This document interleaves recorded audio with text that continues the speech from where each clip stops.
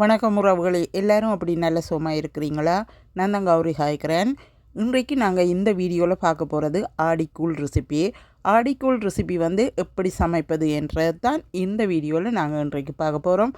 சமைப்பதற்கு தேவையான எல்லா ஐட்டம்ஸும் ரெடியாக வைத்திருக்கிறேன். இப்போது வாங்க பார்ப்போம் எப்படி சமைப்பது என்று.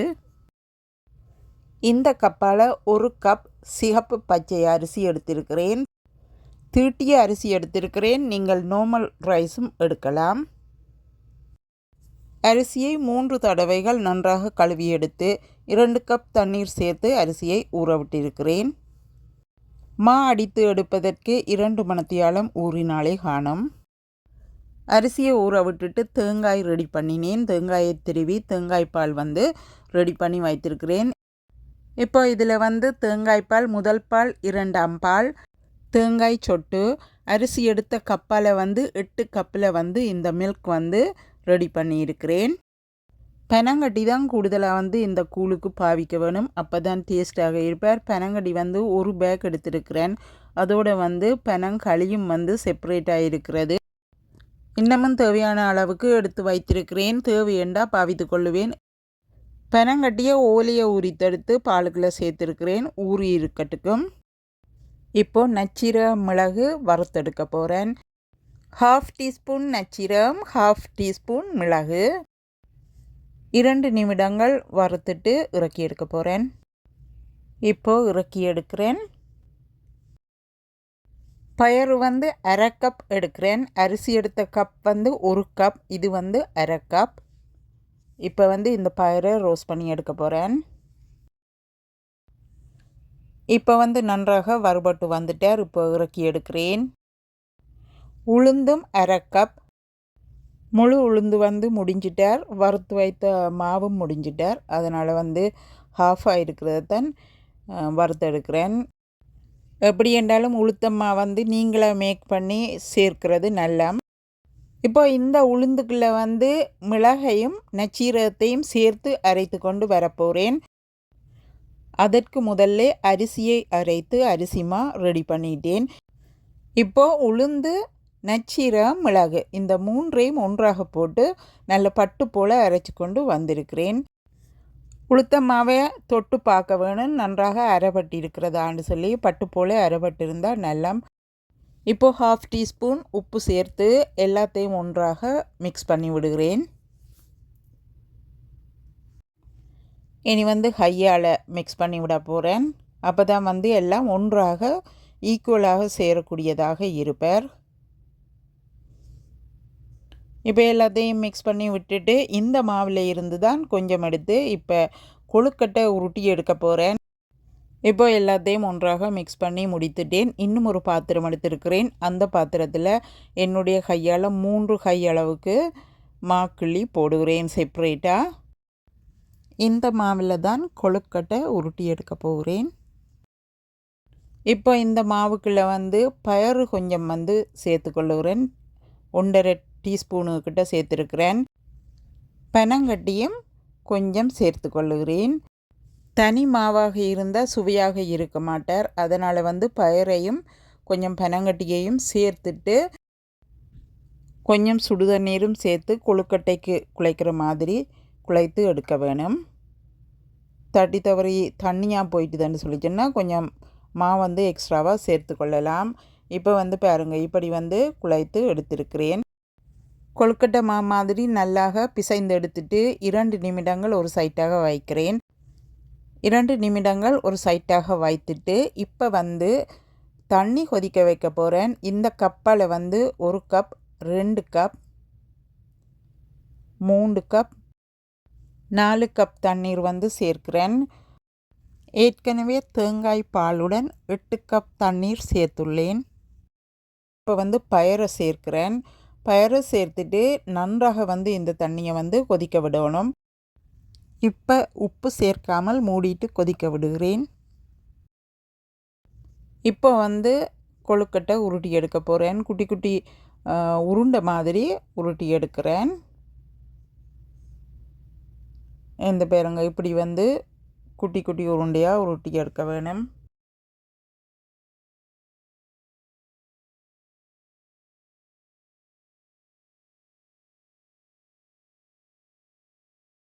இப்போ வந்து உருண்டையெல்லாம் உருட்டி எடுத்துட்டேன்.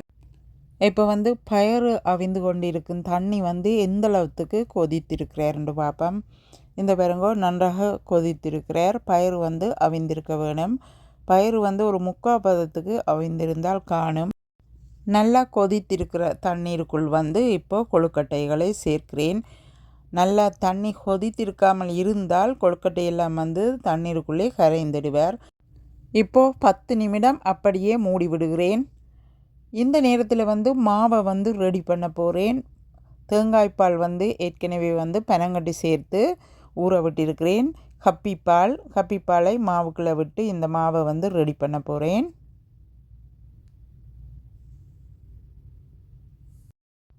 இது கப்பிப்பால் தான். கப்பிப்பால் என்று சொல்கிறது 2ஆம் பால்.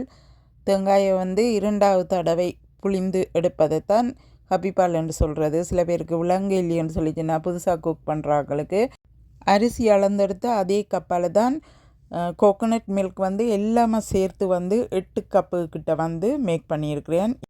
இப்போ வந்து மாவை வந்து நல்லா வந்து கரைச்சி விடுகிறேன் கட்டி இல்லாமல்.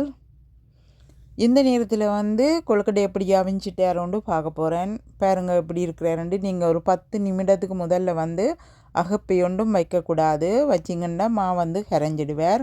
இப்போ வந்து கொழுக்கட்டை வந்து நன்றாக அவிஞ்சிட்டார். நீங்கள் ஒரு தடவை பார்க்கலாம்.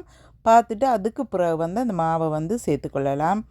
இந்த பாருங்கள் இப்போ வந்து கரைத்து வைத்த மாவை வந்து சேர்த்துக்கொள்ளுகிறேன்.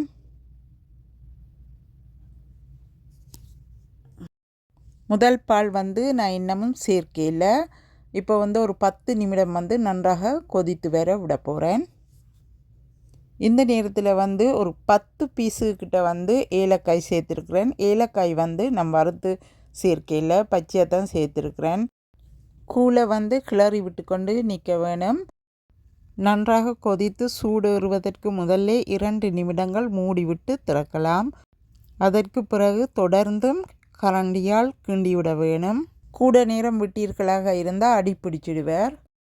1/2 டீஸ்பூன் உப்பு சேர்த்துருக்குறேன்.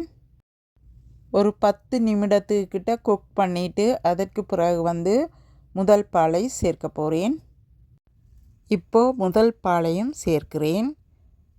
நன்றாக அவிந்து வர வேணும். அதற்காக எளியாக சேர்க்கிறேன். இது வந்து முதல் பால். பாருங்கள் இவ்வளோ திக்காக இருக்கிறாருன்னு சொல்லி பால் வைத்திருந்த பாத்திரத்தை இன்னும் 1 கப் தண்ணீர் சேர்த்து கழுவி சேர்த்திருக்கிறேன். அரிசி அளந்த கப்பாலே 14 கப் தண்ணீர் சேர்த்துள்ளேன் எல்லாமாக. இப்போது கொஞ்சம் பனங்கட்டி எக்ஸ்ட்ராவாக சேர்த்துக்கொள்கிறேன். இனிப்பு வந்து உங்களுக்கு தேவையான அளவுக்கு நீங்கள் சேர்த்துக்கொள்ளுங்கள். தொடர்ந்தும் வந்து கிளறி விட்டுக்கொண்டு நிற்கிறேன். அடிப்பிடிக்காமல் இருக்கணுமென்றதுக்காக. அடுப்பை வந்து மீடியம் ஹீட்டில் வைத்திருக்க வேணும். அடுப்போட ஹீட் வந்து கூடுதலாக இருக்கும்போது ஃபுட் வந்து அடிப்பிடித்திடுவார். அதே சமயம் வந்து வந்து அவியவும் மாட்டார். வந்து நன்றாக குக் பண்ணப்பட வேணும். இப்போ இந்த நேரத்தில் வந்து தேங்காய் சொட்டுகளை வந்து சேர்த்து கொள்ளுகிறேன்.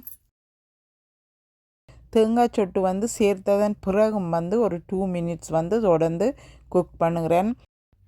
ஆக குறைந்தது 25 நிமிடங்களாவது குக் பண்ண வேணும். லோ ஹீட்டில் விட்டு குக் பண்ணுங்கள். அடிப்பிடிக்க விட்டுடக்கூடாது. அடிப்பிடித்தால் கூழ் வந்து மணக்க வலிக்கிட்டுருவார். அதே சமயம் வந்து திக்காகவும் விடக்கூடாது. கவனமாக குக் பண்ணி எடுக்க வேணும். இப்போ வந்து கூழ் வந்து ரெடி ஆகிட்டார். இறக்க போகிறேன். இதிலும் விட கூட காய்ச்சி நீர்களாக இருந்தால் பிறகு நீங்கள் அடுப்பு ஆஃப் பண்ணிட்டு விடும்போது கூழ் வந்து திக்காயிடுவார். தண்ணி வந்து நிறைய சேர்த்துட்டு மாவை வந்து நன்றாக அவிய விட வேணும். அப்போ தான் வந்து வாசனை பச்சை வாசனை இல்லாமல் இருப்பார். இப்போ வந்து கூழ் வந்து ரெடி ஆகிட்டார். 2 நிமிடம் வந்து மூடி விட போகிறேன். இப்போது கூழ் வந்து ரெடி ஆகிட்டார். இப்போ வந்து பாருங்கள் இந்த பாத்திரத்தில் கொஞ்சம் கொஞ்சமாக வாக்க போகிறேன். பாருங்கள் எப்படி இருக்கிறாருன்னு சொல்லி.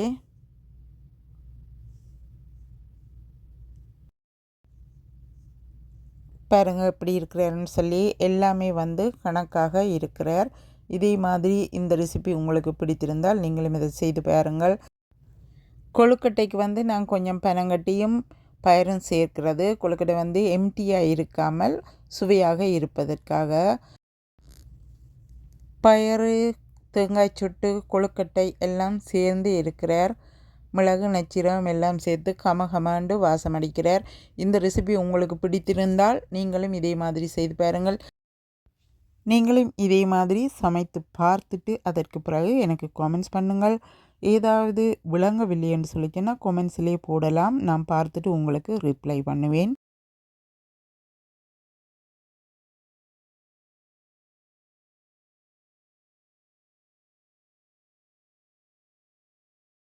ஆறின உடனே திக்காயிடுவார். நீங்கள் இதே பதத்துக்கு குக் பண்ணி எடுத்துட்டு இறக்கி வைத்தால் இன்னமும் திக்காயிடுவார். அதனால தான் கொஞ்சம் எளியாக இறக்க வேணும் என்று சொன்னேன். இப்போ பாருங்க, கிட்டவாக இருக்கும்போது இது நீங்கள் சாப்பிடக்கூடிய பதத்திலே இருக்கிறார். என்னுடைய எல்லா வீடியோஸையும் பார்த்து சப்போர்ட் பண்ணுகிற உள்ளங்களுக்கு நன்றி சொல்லி விடைபெறுகிறேன். நன்றி, வணக்கம்.